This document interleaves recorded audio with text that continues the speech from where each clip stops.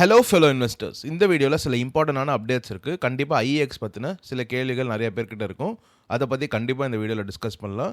S bank பற்றி சில பேர் கேட்டிருந்தாங்க, அதை பற்றி இந்த வீடியோவில் டிஸ்கஸ் பண்ணலாம். முக்கியமாக யூஎஸ் ஈரான் வாரில் என்ன நடந்துட்டுருக்குங்க அதை டிஸ்கஸ் பண்ணலாம். ஓவராலாக இன்றைக்கி ப்ராட் மார்க்கெட் பர்ஃபார்மன்ஸ் எப்படி இருந்தது, இந்த வீக் இல்லை நெக்ஸ்ட் ஃபியூ வீக்ஸுக்கு என்ன எதிர்பார்க்கலாங்கிற எல்லா டீட்டெயில்ஸும் நான் உங்கள் கூட ஷேர் பண்ண போகிறேன். இது என்னோட தனிப்பட்ட கருத்து மட்டும்தான். இது எல்லாமே உங்களுக்கு யூஸ்ஃபுல்லாக இருக்கும் நம்பி தான் ஷேர் பண்ணுறேன். வாங்க வீடியோக்குள்ளே போகலாம். ஃபஸ்ட்டு நம்ம யூஎஸ் ஈரான் வார்க்குள்ளே என்ன நடந்துகிட்ருக்குங்கிறத கொஞ்சம் டீட்டெயிலாக பார்க்க ட்ரை பண்ணுவோம். யூஎஸ் ஈரானியன் கார்கோவை அட்டாக் பண்ணி சைஸ் பண்ணியிருந்தாங்க. அது ஈரானுக்கு சுத்தமாக பிடிக்கல. ஸோ அவங்க இந்த பீஸ் டாக்ஸாக நாங்கள் ஃபர்தராக எதுவும் கலந்துக்க போகிறதில்லைங்கிற மாதிரி மென்ஷன் பண்ணியிருக்காங்க. நாங்கள் அந்த செகண்ட் ரவுண்ட் ஆஃப் டாக்ஸ்க்குள்ளே வரவே போகிறதில்ல, இப்போதைக்கு நாங்கள் எந்த டிசிஷன்ஸும் எடுக்க போகிறதில்லைங்கிற மாதிரி சொல்லியிருக்காங்க. ஈரானும் யூஎஸோட கார்கோ அட்டாக்குக்கு கவுண்டர் அட்டாக்லாம் கொடுத்துருந்தாங்க. ட்ரம்ப் இதுக்கு இன்றைக்கி முடிச்சதுக்கப்புறம் என்ன ரியாக்ட் பண்ண போகிறான்னு நம்ம வெயிட் பண்ணியே பார்க்கலாம். பட் ட்ரம்ப் கிட்டேருந்து நம்ம ஒரு இன்ட்ரெஸ்டிங்கான ஒரு ஃப்ரேஸை கேட்டிருந்தோம். அவர் அதை ஃபாலோ பண்ண போகிறாரா இல்லையாங்கிறது நம்மளுக்கு தெரியாது. இருந்தாலும் diplomacy is the only way to go, வார்னால எந்த பயனும் இல்லைங்கிற மாதிரி சொல்லியிருந்தார். இது ரொம்பவே ஐரானிக்கலாக இருந்தது, கொஞ்சம் சிரிப்பாகவும் இருந்தது. பட் அந்த விஷயத்தை கேட்கும்போது மார்க்கெட்ஸ் மேபி கொஞ்சம் காம் டவுன் ஆகிறதுக்கான வாய்ப்புகள் இருக்குது. இன்ஃபேக்ட் இன்றைக்கி நான் நிஃப்டிலே ஒரு கேப் டவுன் ஓப்பனிங் தான் எதிர்பார்த்துருந்தேன். Tehran will skip talks as tensions rise over US ship ஷெய்ஜோன் கேட்ட உடனே கண்டிப்பாக இன்றைக்கி ஆயில் ப்ரைஸஸ்லாம் ஷூட் அப் ஆகும், நிஃப்டி ஸ்டாக்ஸில் அடி வாங்கும்னு எதிர்பார்த்துட்டே இருந்தேன். பட் ஆயில் ப்ரைஸஸ் என்ன தான் இந்த நியூஸுக்கு இமீடியட்டாக ரியாக்ட் பண்ணியிருந்தாலும் விலோ $90 தான் க்ரூட் செட்டில் ஆகிருக்கு. இந்தியன் மார்க்கெட்ஸும் பெரிய லெவலில் அடி வாங்கும்னு பார்த்தேன். பட் ஆக்சுவலி அப்படி நடக்கவே இல்லை. நிஃப்டி 50 ஒரு பாயிண்டில் க்ரீனுக்கெலாம் வந்துச்சு, திரும்ப கொஞ்சமாக கரெக்ட் ஆச்சு, ஒரு மாதிரி வாலட்டைலாக தான் இருந்தது. பட் பெரிய ஸ்விங்ஸ் ஆன் எய்தர் சைட் நடக்கவே இல்லை. நிஃப்டி ஸ்மால் கேப்லேயும் நிஃப்டி மிட் கேப்லேயும் கொஞ்சம் அடி அதிகமாகவே இருந்தது. முக்கியமாக ஸ்மால் கேப் இன்றைக்கி 0.6% கிட்ட விழுந்திருந்தது. ஸோ சில பேர் ப்ராஃபிட் புக் பண்ணியிருக்கலாம். ஏன்னா ஒரு டீசெண்டான ரெக்கவரி 10% மேலே இண்டெக்ஸ் போயிருந்ததுன்னா நிறையா ஸ்மால் கேப் ஸ்டாக்ஸ்லாம் 20-30% மேலே க்ரீனுக்கு வந்திருக்க வாய்ப்பு இருக்குது. பாட்டமில் சில பேர் கேட்ச் பண்ணியிருப்பாங்க, அவங்களாம் ப்ராஃபிட் புக் பண்ணுறதுக்கான வாய்ப்புகள் இருக்குது. Plus uncertainty still persists. இதை தான் நம்ம ஒரு அப் மூவ்லையும் பேசிக்கிட்டே வந்தோம். என்ன தான் மார்க்கெட் நல்லா பெர்ஃபார்ம் பண்ணுது, வார் சீஸ்ஃபயர் பற்றி பேசுகிறாங்க, வார் முடிஞ்சிருங்கிற மாதிரி நிறைய பேர் சில ஐடியாஸ்லாம் நியூஸ் சேனல்ஸில் ஷேர் பண்ணாலும் அந்த அன்சர்டனிட்டி இன்னுமே இருக்குது. இன்னும் ஒரு தெளிவான நம்மளுக்கு ஒரு பாதை கிடைக்கலங்கிற மாதிரி தான் நம்ம டிஸ்கஸ் பண்ணியிருந்தோம். So anything can happen in either direction.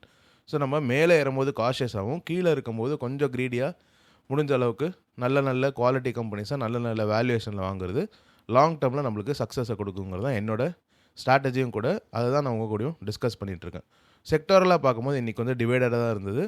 ரொம்ப நாள் ஆச்சு.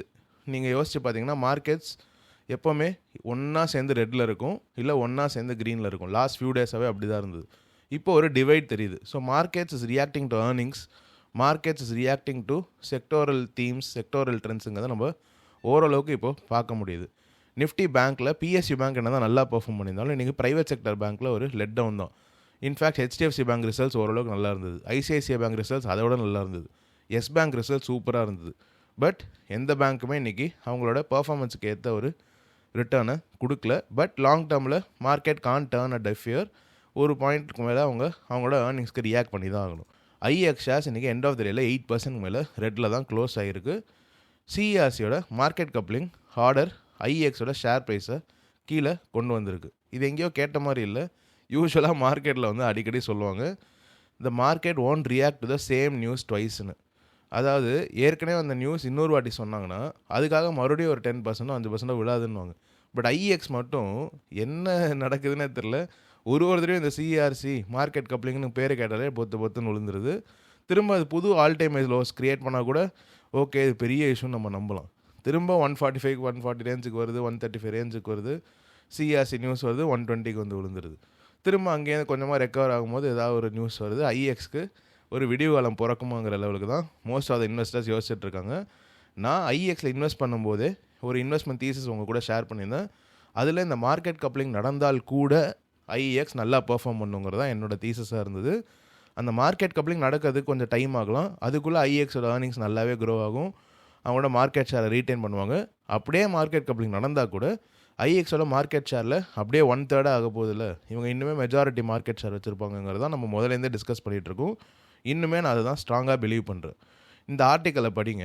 இதில் ஏதாவது ஒரு புது இன்ஃபர்மேஷன் உங்களுக்கு கிடச்சிருக்கான்னு நம்மளே பார்ப்போம். நம்ம சேர்ந்தே வேணால் இப்போ படிப்போம். Shares of Indian Energy Exchange fell up to 8% on Monday after the latest release by the CERC on power market regulations. Latest release. ஆனால் அந்த லேட்டஸ்ட் ரிலீஸில் ஏதாவது லேட்டஸ்ட்டாக இருக்கான்னு பார்ப்போம். CERC's latest draft on power market regulations includes a formal framework for market coupling. இதில் எதுவுமே புதுசாக இல்லைல்ல. அடுத்து, as per the draft, Grid India will act as a market coupling operator. Grid India பற்றி நம்ம ஆல்ரெடி பேசியிருக்கோம். அவங்க தான் வந்து ப்ரைஸ் டிஸ்கவரி பண்ணுவாங்க. இந்த எக்ஸ்சேஞ்சஸால் பண்ண முடியாது. இது எல்லாமே நம்ம பேசியிருக்கோம். ஸோ இதுலேயும் எதுவுமே புதுசாக இல்லை. த MCO, அதாவது மார்க்கெட் கப்ளிங் ஆப்ரேட்டர் ஆகிய grid India will then determine a uniform market clearing price for the system. So இந்த பவர் எக்ஸ்சேஞ்சஸ்லாம் பிட்ஸை வாங்கினா கூட ப்ரைஸை வந்து நிர்ணயிக்க போது இந்த மார்க்கெட் கப்ளிங் ஆப்ரேட்டர் தான். ஸோ அவங்க ப்ரைஸ் டிஸ்கவரி மோட்டை இழந்துருவாங்க. இதுதான் காலங்காலமாக ஒரு 2-3 வருஷத்துக்கு மேலே IEX பற்றி சொல்லிட்டு இருக்காங்க. While power exchanges will continue to collect bids, they will not determine the prices post coupling as per the draft release. இது வரைக்கும் எதுவுமே புதுசாக இல்லையா? அடுத்து வரும். The release goes on to further state that market coupling will be applicable to day-ahead market, real-time market and other market segments as well. முதல்ல day-ahead market கொண்டு வருவோம், அப்புறமா real-time marketனும் அதர் ப்ராடக்ட் செக்மெண்ட்ஸ்க்கும் கொண்டு வருவாங்க தான் அவங்க ஆல்ரெடி சொல்லிட்டாங்க. அவங்க எல்லாம் இப்போ ஒன்றா கொண்டு வர போகிறாங்களோ அப்படிங்கிற ஒரு ஃபியர் மேபி கொஞ்சம் புதுசுன்னா ஏற்றுக்கலாமே தவிர, என்னோட பாயிண்ட் ஆஃப் வியூவில் இது எல்லா செக்மெண்ட்டுக்கும் கொஞ்ச நாளில் அப்ளிகபிள் ஆயிருங்கிறது தெரிஞ்ச விஷயந்தான். CERC is invited feedback from the public and various stakeholders by May 16, 2026. இன்னும் ஒரு மாதம் இருக்குது.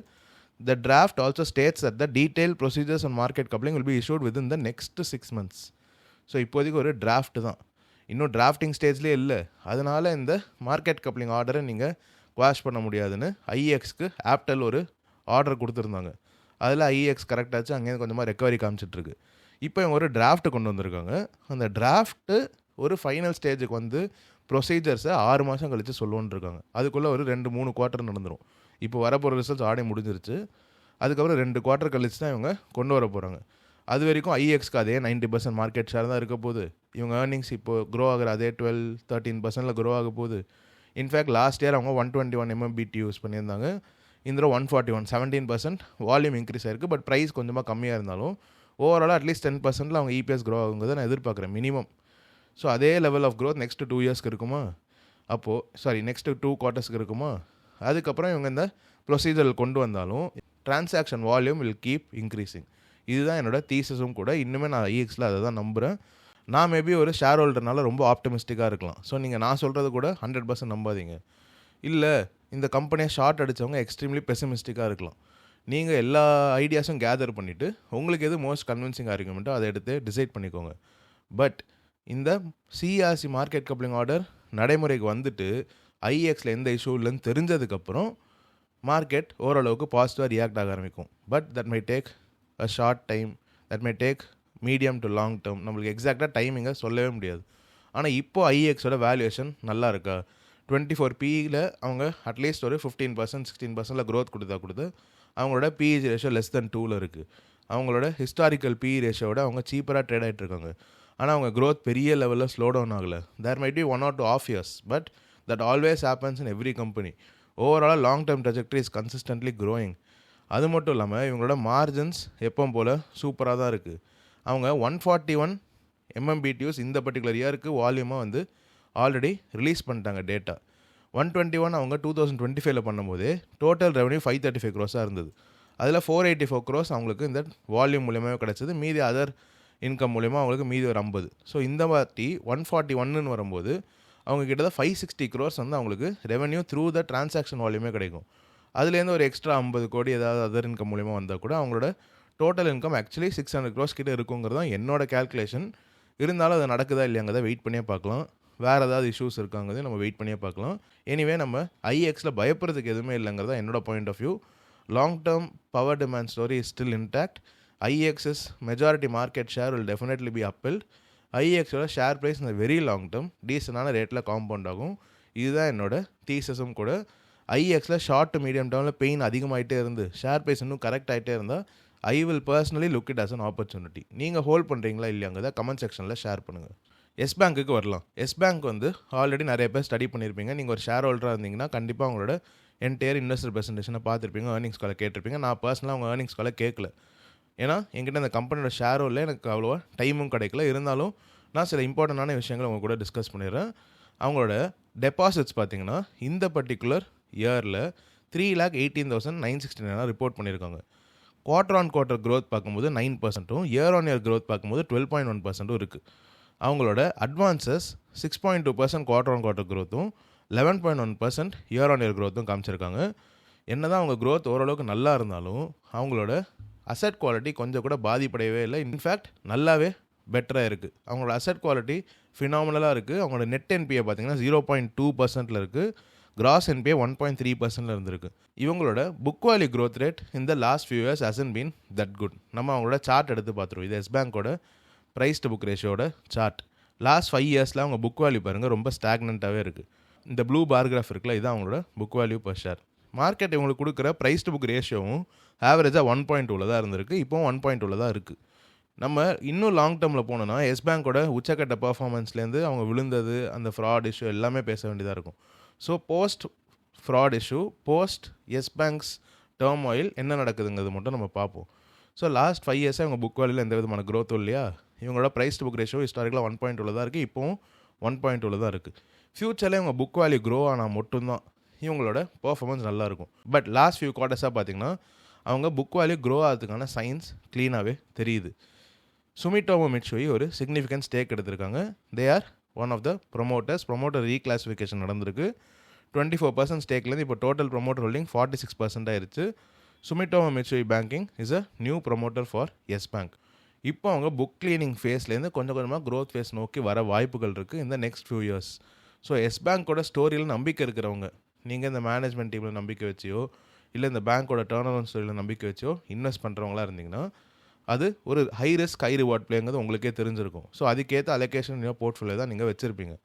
பட் எஸ் பேங்க்கோட ஷேர் ப்ரைஸை பார்த்து இன்வெஸ்ட் பண்ணுவாங்க 10,000 பேர் இருப்பாங்க. ஷேர் மார்க்கெட் புதுசாக இருக்கிறவங்களுக்கு கண்டிப்பாக இது ஒரு புது லெசனாக இருக்க வாய்ப்புகள் இருக்குது. ஆனால் ஆல்ரெடி ரொம்ப வருஷமாக இருக்கிறவங்களுக்கு இது எல்லாமே தெரிஞ்ச விஷயம்தான். ஷேர் ப்ரைஸ் ஒரு காலத்தில் 300 ரூபாயில் இருந்தது, அங்கேருந்து ஏதோ ஒரு காரணத்துக்காக விழுந்திருக்கு. மறுபடியும் இது அட்லீஸ்ட் அதில் பாதி 100 ரூபாய்க்கு வரும், 150 ரூபாய்க்கு வருங்கிற ஐடியாவில் நீங்கள் இன்வெஸ்ட் பண்ணிங்கன்னா என்னோட பாயிண்ட் ஆஃப் வியூவில் அடுத்த ஃபியூ டெக்கேட்ஸுக்கு அது 100 ரூபாய் வருது ரொம்ப ஒரு கேள்விக்குறியான ஒரு விஷயம் தான். Actually it's possible if Yes Bank really performs well from here. But அவங்க பர்ஃபார்மன்ஸை பாருங்கள், அவங்களோட புக் வேல்யூ க்ரோத் ரேட்டை பாருங்கள், அவங்களோட அசெட் குவாலிட்டி பாருங்கள், அவங்களோட பர்ஃபார்மன்ஸ் இந்த என்டையர் பேங்கிங் செக்டர் அகேன்ஸ்ட் தேர் காம்படிட்டர்ஸ் எப்படி இருக்குன்னு பாருங்கள். மேனேஜ்மெண்ட் டீம் புதுசாக ரீஸ்ட்ரக்சர் ஆகி நல்லா பர்ஃபார்ம் பண்ணுறாங்களான்னு பாருங்கள். அதை வச்சு அவங்களோட ஷேர் ப்ரைஸ் ஃபியூச்சரில் என்ன இருக்குங்கிறத நிர்ணயிக்க ட்ரை பண்ணுங்கள். ஹிஸ்டாரிக்கல் ட்ரெண்ட்ஸ் பார்த்துட்டு அவங்களோட ப்ரைஸ் இதுக்கு முன்னாடி எங்கே இருந்தது, எங்கேருந்து விழுந்திருக்குங்கிறத பார்த்து இன்வெஸ்ட் பண்ணுறவராக இருந்தீங்கன்னா தயவு செஞ்சு அவங்களோட ஐடியாஸை கொஞ்சம் மாற்றுங்க, இன்னும் கொஞ்சம் புரிதலை வளர்த்துக்கோங்கிறது தான் என்னோட பர்சனல் ரிக்வெஸ்ட். இது ஷேர் மார்க்கெட்டு புதுசாக வந்தவங்களுக்கு மட்டும்தான். ஆல்ரெடி கொஞ்சம் வருஷமாக இன்வெஸ்ட் பண்ணிட்டு இருக்கவங்க எஸ் பேங்க்கில் இன்வெஸ்ட் பண்ணியிருந்தீங்கன்னா I am pretty sure you're investing for a turn around story. அது நல்லா நடந்ததுன்னா obviously you will get wonderful returns. நான் ஆல்ரெடி ஒரு 2-3 டர்ன் அரவுண்ட் ஸ்டோரியில் இன்வெஸ்ட் பண்ணியிருக்கேன். அது தவிர பேங்கிங் செக்டரில் ஒரு 3 கம்பெனி ஹோல்ட் பண்ணிகிட்ருக்கேன். இன்னொரு கம்பெனி என் போர்ட்ஃபோலியோவில் ஆட் பண்ணணுங்கிற அவசியமே எனக்கு கிடையாது. அந்த மாதிரியான ஒரு அலோகேஷன் என் போர்ட்ஃபோலியோவில் கொடுத்தா ஹெவிலி ஃபினான்ஷியல்ஸ் டிபெண்ட்டாக இருக்கிறதுக்கான வாய்ப்புகள் இருக்குது. ஸோ இந்த மாதிரி நிறையா விஷயங்களை யோசிச்சு தான் நான் ஐடிஎஃப்சி ஃபாலில் வாங்காமல் இருந்தேன், சவுத் இந்தியன் பேங்க்கை லோ 20s வாங்காமல் இருந்தேன். இந்த மாதிரி நிறையா பேங்க்ஸை நான் அந்த டைம் அவாய்ட் பண்ணியிருந்தேன். இப்போ எஸ் பேங்க்கையும் நான் அதே காரணத்துக்காக தான் அவாய்ட் பண்ணுறேன். பட் இந்த பேங்க் நல்லா பெர்ஃபார்ம் பண்ணுதாங்கிறத நெக்ஸ்ட் ஃபியூ குவார்ட்டர்ஸ் பார்ப்போம். எனிவே நம்ம இங்கே உட்காந்து டிஸ்கஸ் பண்ண தான் போகிறோம். என்னோட ஐடியாஸ் மாறுதா இல்லையாங்கிறதையும் உங்கள் கூட நான் ஷேர் பண்ணுறேன். ஆஸ்கர் ஹெல்த் பற்றின ஒரு புது இன்ஃபர்மேஷன் உங்கள் கூட நான் ஷேர் பண்ணணும்னு 2 வாரம் முன்னாடியே நினச்சிருந்தேன், பட் மிஸ் பண்ணிட்டேன். ஆஸ்கர் ஹெல்த்தில் கிட்டத்தட்ட 1 மில்லியன் ஷேர்ஸ் ஆஸ்கர் ஹெல்த்தோட சிஇஓ மார்க் பெர்ட்டலனி வாங்கியிருந்தார். அது தவிர மெடிக்கேரில் சில டெய்ல்வின்ஸும் இருக்கிற காரணத்தினால ஆஸ்கர் ஹெல்த் கொஞ்சம் அப் மூவ் காட்டியிருக்கு. இப்போ அரௌண்ட் $15 ரேஞ்ச் கிட்ட ட்ரேட் ஆகிட்டுருக்கு. இன்னுமே ஆஸ்கர் ஹெல்த் ஒரு அட்ராக்டிவான வேல்யூவேஷனில் தான் இருக்குது. லாங் டேர்மில் இது ஒரு மல்டி பேக்கராக இருக்குங்கிறத நான் ஸ்ட்ராங்காகவே பிலீவ் பண்ணுறேன். இது நான் முழு ரீசர்ச் போட்டு எனக்கு கிடைச்ச புரிதல். நீங்கள் ஒரு கம்பெனியில் இன்வெஸ்ட் பண்ணுறதா இருந்தீங்கன்னா கண்டிப்பாக உங்களோட டியூ டிலிஜென்ஸ் அண்ட் ரீசர்ச்சை போட்டு இன்வெஸ்ட் பண்ணுங்கள். நானோ இல்லை என்னோட செவரல் பெட்டர் இன்வெஸ்டர்ஸ் இருக்காங்க, செவரல் பெட்டர் இன்ஃப்ளூயன்சர்ஸ் இருக்காங்க, அவங்க சொல்கிறாங்கங்கிற காரணத்துக்காக ஒரு கம்பெனியில் தயவு செய்து இன்வெஸ்ட் பண்ணாதீங்க. கண்டிப்பாக உங்களால் அந்த கம்பெனியோட லாங் டேர்மில் கன்விக்ஷனோட ட்ராவல் பண்ணவே முடியாது. இது நான் என் பர்சனல் எக்ஸ்பீரியன்ஸில் கற்றுக்கிட்டது. கண்டிப்பாக நீங்கள் கஷ்டப்பட்டு அடி வாங்கி திருந்ததை விட முதலே இந்த மாதிரியான ஐடியாஸை மைண்டில் ஏற்றிக்கிட்டு உங்களோட ஓன் ரீசர்ச்சை போட கற்றுக்கோங்க. ஸோ இந்த வீடியோவில் சில இம்பார்ட்டண்டான அப்டேட்ஸ் பார்த்துருந்தோம். யூஎஸ் ஈரான் வாரோட ஃபர்தர் எஸ்கலேஷன் பற்றி நம்ம அப்கமிங் வீடியோஸில் டிஸ்கஸ் பண்ணுவோம். It can be a nothing burger or it can drastically change the movement of the market wait பண்ணியே பார்க்கலாம்.